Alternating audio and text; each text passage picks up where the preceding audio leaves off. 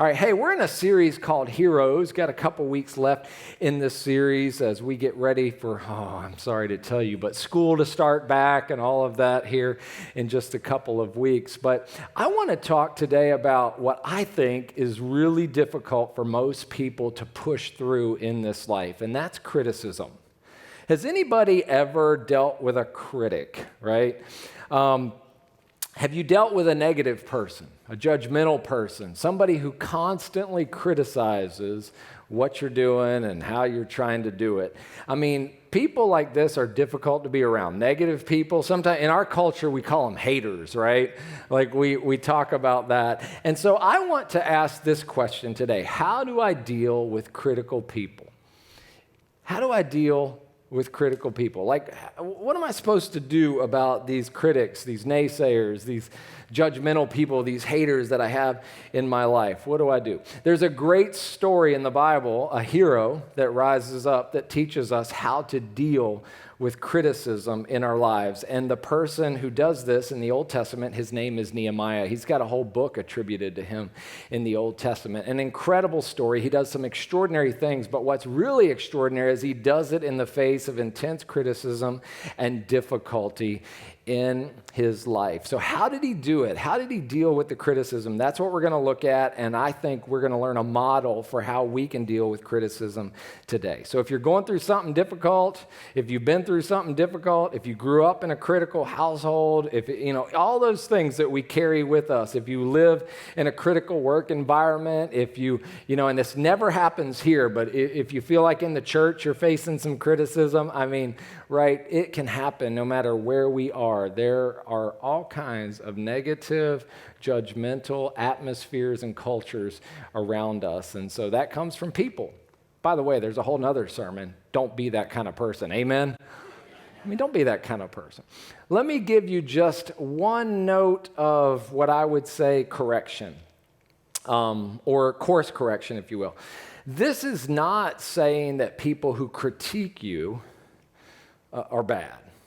In fact, I teach in one of our leadership classes at our church that leaders should crave critique, be hungry for critique. That is, we should want to be better. And sometimes that takes asking people, hey, how am I doing at this? And they have to actually be able to tell us, right, how we're doing at something. If you're married, you understand critique, right? Maybe you viewed it as criticism, but so often it's really just critique. Here's the difference, I think, between criticism and critique, because sometimes we go, what's really the difference? Criticism is born out of hurt, like people want to hurt you, take you down. Critique is born out of love and helpfulness. Because I love you, I will critique you. I will hold you accountable. I will come to you and share something with you that I think needs to be said. And even if I'm wrong in my approach, my motive, even if I'm wrong about the thing, my motive is love. Does that make sense? So critique is about helping people. Criticism, negativity, all of that is really about hurting people. And there is a difference, and sometimes what people are doing is trying to hurt us. So let's talk about Nehemiah, his story. Let me set it up for you and learn how do we deal not with critique, but with criticism, negativity, judgmental people who we might find ourselves around in this world and in our life. Nehemiah, the story starts out in about the year 444 BC. So this is a few hundred years before the time of Jesus. Nehemiah was born in exile. What I mean by that is he was an Israelite. He was a part of, and we're going to hear the word Israel and Judah kind of interchange. Israel and Judah are basically the same place, but it was kind of a divided nation for a time. So Israel and Judah are the same country, but the people of God lived in Israel. Nehemiah's family lived in Israel, but God allowed a foreign empire. I talked about this with Shadrach, Meshach, and Abednego last week in that story. He allowed a foreign empire to come in and crush Israel, basically, and carry them off into exile. That means that they were no longer in their home country, their homeland. So Nehemiah's family, this is what happened. 70 years prior to 444 BC, when that happened, when they were crushed by a foreign empire and Jerusalem was destroyed, by the way, Jerusalem, the capital city, destroyed. This means the city was destroyed. There was a wall around the city, the gates around the city, it was destroyed as well. and the people were taken off into exile. What happened in 444, and just a short time before that, was the people of Israel were allowed to go back home. There was an edict put out that you're allowed to go back home. So Jews from all over started going back to Israel. Nehemiah, though, was born in another country during this time. He had never even been to his homeland. He'd never been to Jerusalem. He wanted to go there, but he was serving. Nehemiah was a brilliant guy. He was serving in the king's court at the time. He was serving a Persian king, a foreign king, and he'd risen up in the ranks, and he was cupbearer to the king. This was a very important job. He was a high-ranking officer, basically, as an Israelite in another country. Now, some of his people had gone home. Nehemiah had not. He was serving this foreign king. Kind of hard to ask the king to leave. You don't make requests of the king. He makes requests of you, right? So one day, a visitor comes, and Nehemiah, he's an Israelite, and Nehemiah runs into him, and he's like, hey, tell me about what's going on back home in Jerusalem. Like, is the city rebuilt? Have you guys taken care of things? Has the wall been rebuilt? I mean, tell me, it's been restored, right, to its former glory. What's it like? And the visitor says, you hadn't heard? Man, it lies in ruins. It's not been fixed at all. The city gates are still destroyed. There's burned up spots in the city. I mean, it's just a mess. And Nehemiah is crushed. Here's why. Nehemiah knows that if the city's destroyed and if the wall around the city is still lying in ruins, that means that the people, the Israelites, were in ruins themselves. They were spiritually ruined, if you will. All right, and so Nehemiah knew that the people needed to be rebuilt, and he knew if he could help rebuild the wall around the city, which represented the health and vitality of the Israelite people, then that would help them become the people that God had always longed for them to be. So Nehemiah now feels he has a new task, a new purpose in his life. And his task, his purpose, is to go back home, which he'd never even been there, to Jerusalem, and rebuild the city walls. And in doing so, rebuild the people of Israel. This is a great assignment, a great task. It's big. And God calls him to this. So we're going to pick up the story at that point. Y'all with me? That was Nehemiah chapter 1. Here's chapter 2. Early the following spring, in the month of Nisan, during the 20th year of King Artaxerxes' reign, that's who he was serving, I was serving the king his wine in Persia. I had never before appeared in his presence, sad in his presence. So the king asked me, why, Nehemiah, are you looking so sad? You don't look sick to me. You must be deeply troubled. Now here's what you need to know. Nehemiah had been praying for months for an opportunity to talk to the king and request that he could go home. He knew it was a dangerous thing to do because, again, you didn't make requests of the king. He made requests of you. But he felt so strongly about this purpose and this mission, this task that God was calling him to, that he knew he had to do it. And so now there's an opportunity, perhaps. Then I was terrified because he's with the king. But I replied, long live the king. Good way to start, right? How can I not be sad? For the city where my ancestors are buried is in ruins, and the gates have been destroyed by fire. Now check out this next thing the king asks. Well, how can I help you? Wow. Nehemiah is thinking, maybe this is the opportunity. And it says this, with a prayer to the God of heaven. Now I want you to notice, he prays. This is going to be a theme from Nehemiah. He prayed to get the opportunity. Now when the king says, how can I help you? He lifts up a very brief prayer. This isn't like he goes off in a corner and spends an hour in prayer. You understand? You can pray real quick. And some of us need to pray real quick when our wife says something to us. Amen?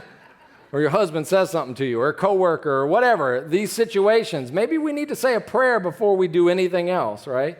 So it says, he says a prayer to the God of heaven, and then he replied, if it please the king, and if you're pleased with me, your servant, send me to Judah to rebuild the city where my ancestors are buried.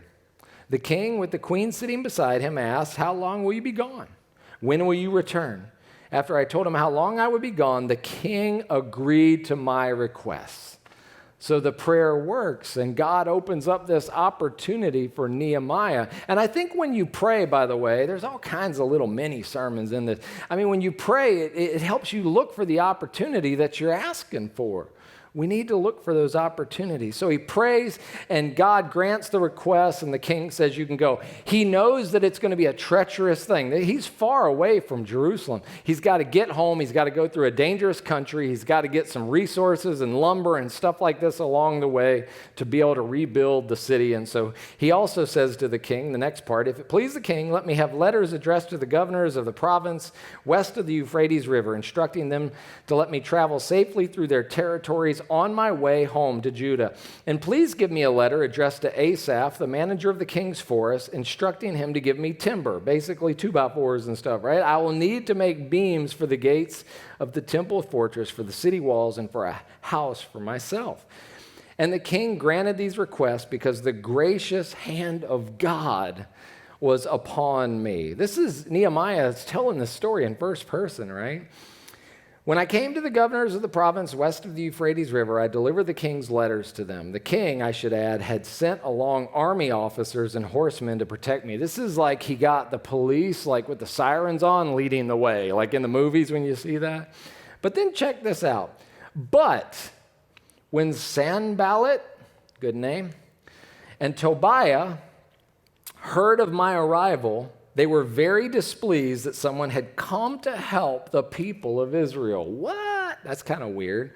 You got all this great stuff happening. The opportunity presents itself, and Nehemiah gets all the way home to Jerusalem. And right when he gets there, there's these two guys, Sanballat and Tobiah. There's going to be another, and then some more. We're going to hear one more name momentarily, and then we're going to hear about lots of other people who are going to criticize Nehemiah. Do you ever notice that critics like gather in groups and get other people to be critics with them? I mean, critics love company. So just post something on social media negative and watch how many people jump in on that bandwagon. I mean, it's just, right? Critics love to be around each other. And so why are these guys so critical of Nehemiah? I mean, he's just trying to make the city better. Here's why. These guys were not Israelites. And now that Israel, and especially Jerusalem, had been defeated and again lying in ruins for 70 years, the walls and the city walls and all were destroyed, they had risen to power. They were foreign folks, but they were in this place, Jerusalem, and they controlled the people. And so when the people were kind of down and beaten down, others were able to take advantage of them. And that's what these guys were doing. And so they knew, like Nehemiah, if the city was rebuilt, the people might start to think more of themselves. And these guys didn't want that to happen, so they immediately were unhappy and began to criticize Nehemiah for what he was trying to do. It gets worse. I want to share with you 4 quick scenes where this kind of trend continues and where the criticism and negativity and judgment and threats get really bad.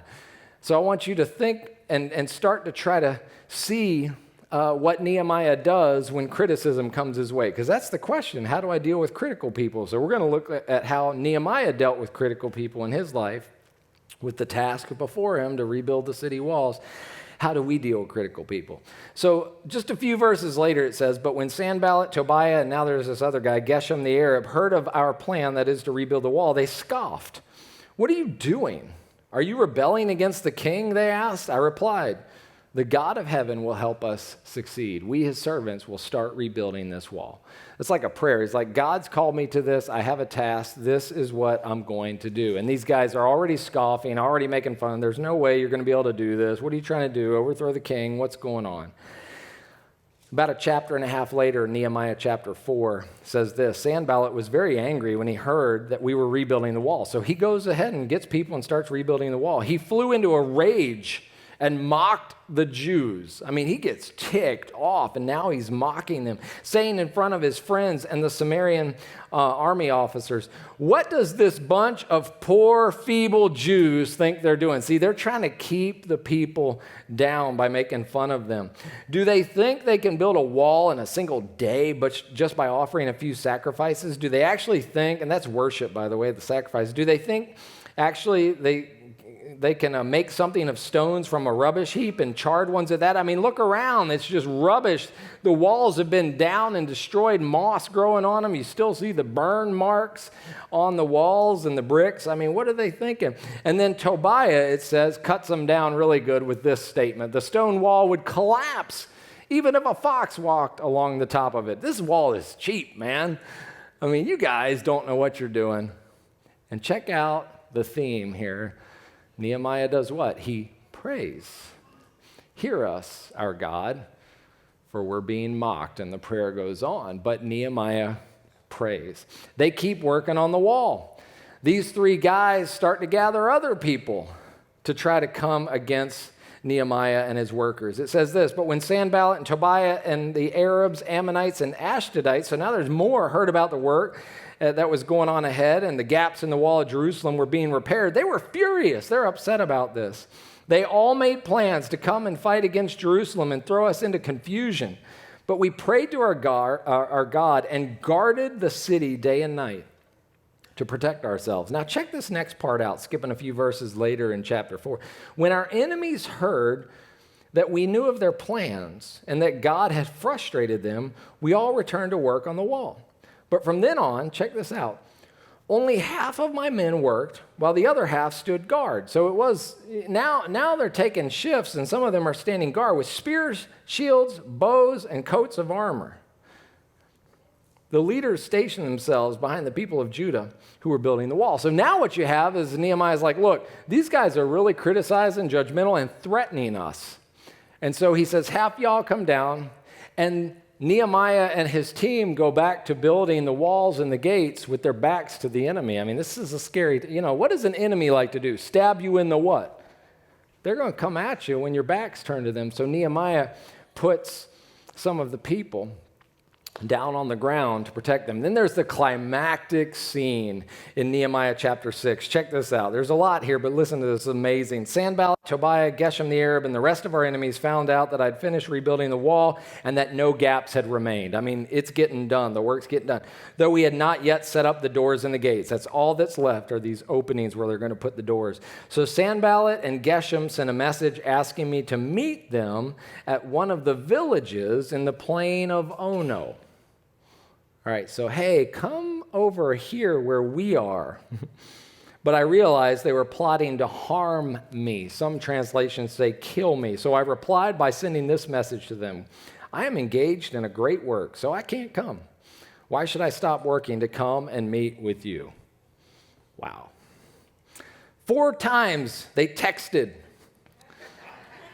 sent Facebook messages, Snapchatted. No.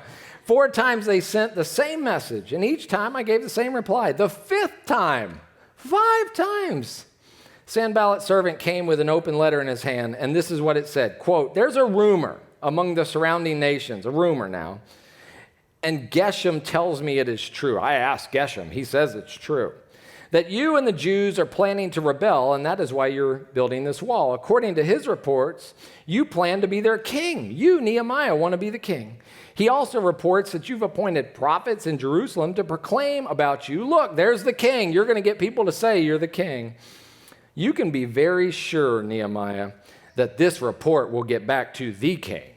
So I suggest that you come and talk it over with me like I've asked you 4 times already. I mean, you need to come and meet me. We got to talk about this. I replied, there's no truth to any part of your story. You are making up the whole thing. They were just trying to intimidate us, imagining they could discourage us and stop the work. So I continued the work with even greater determination. Now, y'all can read the rest of the story, but let me tell you what happens. A wall that had been destroyed for 70 years gets rebuilt by Nehemiah and his team, and guess how long? 52 days. Without a Lowe's and Home Depot nearby. With no power tools, they get it done. This thing's been laying in ruins forever. And then in a beautiful scene at the end of Nehemiah, and it's hard to even imagine what this is about if you don't understand culturally, but I'm telling you, just listen to me. Nehemiah gathers all of Israel together and he places them back into their 12 tribes. And he counts them and he names the families to say, you are the people of God. Just like this wall has been rebuilt around the city, and the city is being rebuilt, you now are being rebuilt into the spiritual household and people of God. After this, their enemies are defeated and they follow God. It's a beautiful story. It's amazing about getting something done. But what I want you to notice, we asked the question, how do I deal with critical people? Nehemiah gave us a model, and so I call this Nehemiah's model for dealing with critical people. I bet you've never heard it before. There's not a book about it. There's a book right there that we're looking at. But you're not going to find it on Amazon or something. But this is Nehemiah's model for dealing with critical people. You guys already know the first thing to do when you're dealing with a critic. If not, I've really done a poor job in this message. Every time Nehemiah is criticized, what is the very first thing he does? You guys know. Praise. What's the first thing you do when you're criticized? How about this past week?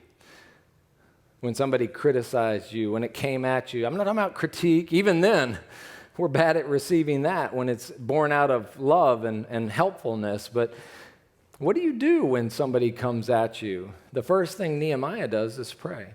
So maybe in this coming week, instead of doing what you've done this past week, if you're like me, which is fly off the handle, right? Which is immediately begin to think in your mind how I can deal with this or how I'm going to take you down for taking me down, whatever it is. What if our first response was prayer? Why does Nehemiah pray? You might think that's wasted action. I mean, come on. Here's why. Nehemiah knows God's called him to this. Nehemiah knows that this battle is not his. Nehemiah knows that this is in the hands of God. Nehemiah knows that the battle belongs, we say sometimes, to the Lord, not to us. And he needs to be reoriented and refocused on what is so important. So, what's your initial response? What's the first thing you do when you face criticism? Pray. That's what Nehemiah did. Secondly, surround yourself with trustworthy community. So important. That scene where, they're coming at him and threatening him, and Nehemiah's like, look, man, we're going to have to take some people off the wall, and some of you are going to have to stand guard. Now, this is not get yourself a posse who's going to beat the people up who are coming after you. That's not, it looks like that because, they got weapons and stuff, but that was a special situation. What I want you to notice is that Nehemiah trusted them. You have to trust people if you're going to turn your back and work on something and you got critics who are trying to get you. When you put people down there and say, protect me, you're going to have to trust them. And that's what I want you to notice, is that Nehemiah had trustworthy community. What does trustworthy community give you? It gives you a sense of peace in an unpeaceful situation. This is not a peaceful situation, you understand? This was very, very difficult. Most people would have given up, but Nehemiah keeps going because he has trusted community around him. Y'all, we're supposed to be trustworthy community to one another. If there's anything the church should be, it's not a building, it's not programs, it's trustworthy community. Where people who come in here and when we leave here can look at us and encounter us and say, if I share with you, if I open up, if I tell you something, can I trust you? Oh, yeah, you can trust me. And then we go gossip about it. We post something about it. We tell somebody. No, what if we were trustworthy community? Now, y'all, we're not perfect. We're not. But don't let that be an excuse to be a jerk. Amen? Just because we're not perfect, I'm not perfect. Christians say that. I don't know if you're a Christian or not. I'm glad you're here. If you're not, I'm glad you're here if you are. But listen, so often Christians say, I'm not perfect, I'm just forgiven, stuff like that. We got bumper stickers, maybe you got one. That's fine. We are forgiven. But I think we use that we're not perfect thing to try to act like we can just do what we want and act like we want and hurt people. No, we're supposed to be trustworthy community for other people.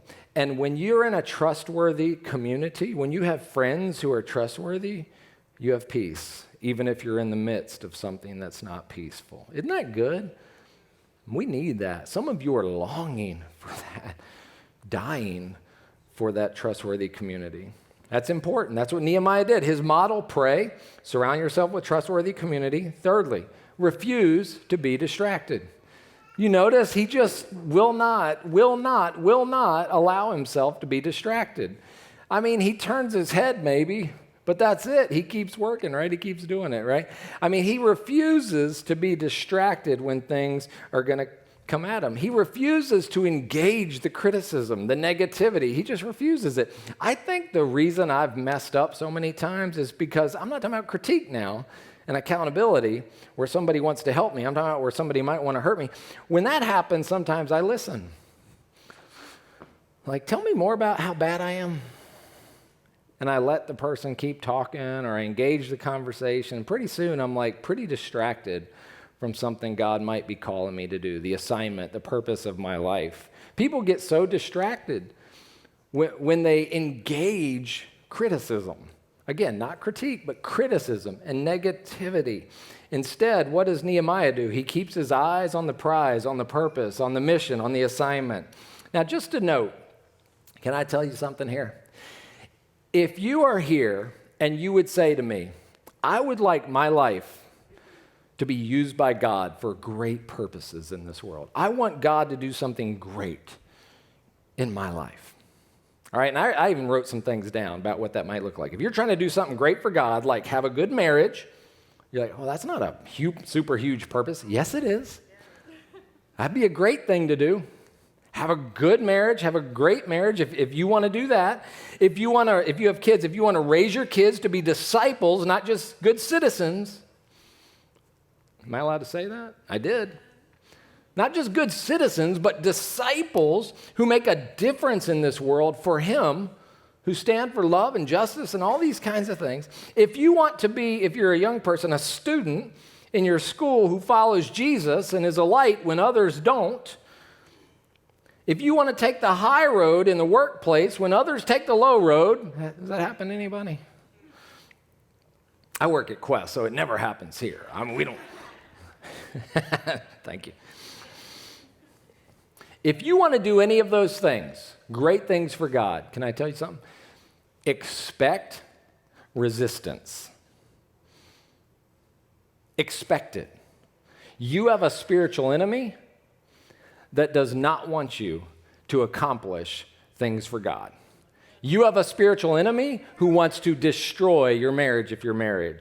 You have a spiritual enemy who does not want your children to be disciples of Jesus who make a difference in this world. You hearing me, church? Expect resistance. Refuse to be distracted. If you're a young person and you want to be a light in your school, expect that there's going to be darkness coming at you when you're trying to be light. Expect to be talked about. Expect to be odd. Expect it. That might help us when the things come at us to expect resistance. I'm not saying look for it. I'm not saying hurt yourself. I'm not saying, but expect resistance. And in that, refuse to be distracted like Nehemiah was. And then finally, the last thing. You ready? This is so good. Just keep working. This is what kills people, I think, so often. We don't pray. We don't surround ourselves with trustworthy community. We don't refuse to be distracted, so we just don't even work anymore. We just don't do it anymore. God has given us all an assignment. If you're a follower of Jesus, you're called to love this world, make a difference in this world, to be a disciple in this world, to make His name great, not your own, all these things. And you're called to work, to do what God's called you to do.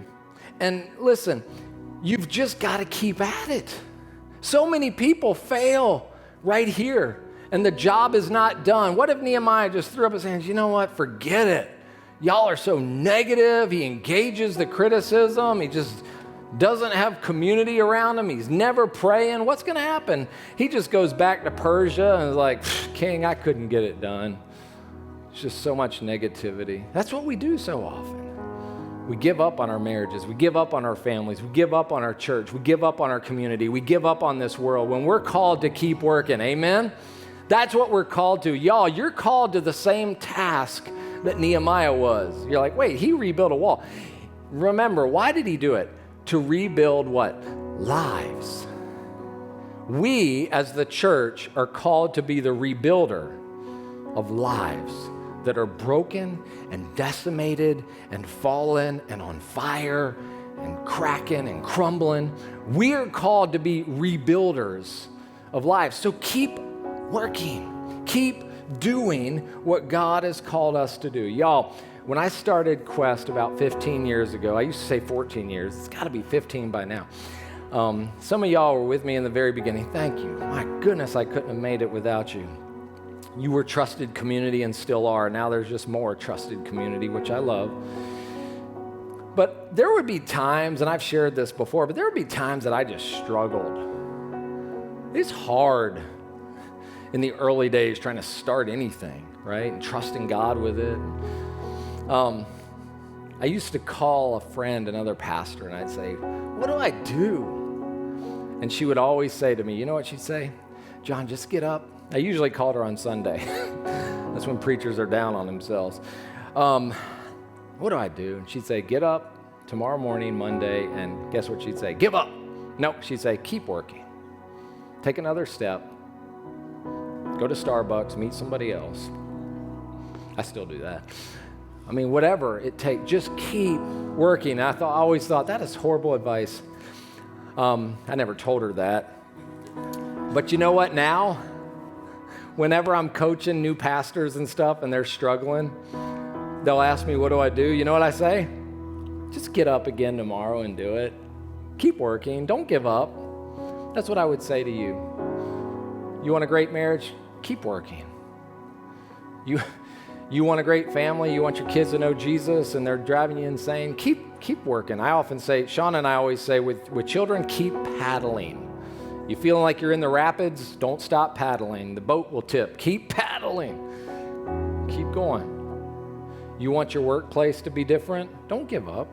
Keep working. Do all those other things and keep working. We are rebuilders of lives that have been destroyed.